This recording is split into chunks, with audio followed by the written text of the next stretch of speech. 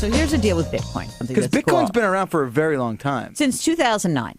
That's a long time. That's funny that you say it's very long. Well, in internet time, that's like a decade. True. It's a virtual currency. Right. So it's this very anonymous, interesting development that in 2009 this comes out. Kind of is a sleeper for a couple of years that no one's really thinking, well, it's a financial crisis, right?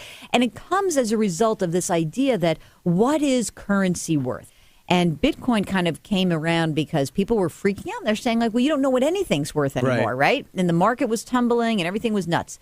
So flash forward to about 2011, and it went from, say, a few cents per Bitcoin to like $1 a Bitcoin to $2 to like $13 per Bitcoin in the beginning of the year.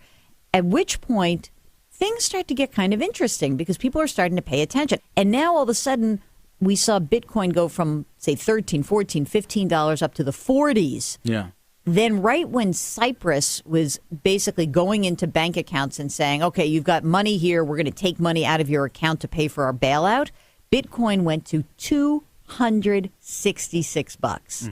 Now it's back in the 40s and the 50s. And people are really starting to say, well, maybe this idea of an electronic currency that's constantly changing has some merit. Now, here's the downside. It's not regulated. Right. And, you know, that's kind of crazy. It can be messed with a little bit, right? Totally can be messed with, could be manipulated, could be speculative. And from the Federal Reserve's point of view, and which I think they're going to start to get in on this, is they say it also can be used to launder money. The concept of Bitcoin is one of these, it's like flirting with quantum physics. You know, it's like this intangible sort of abstract idea.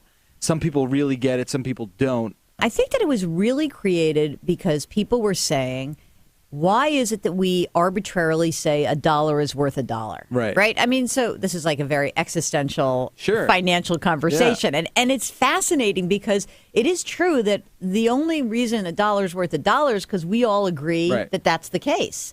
But when you look at Bitcoin, I think that there are people who are, honestly, they're programmers, they're super smart people, right?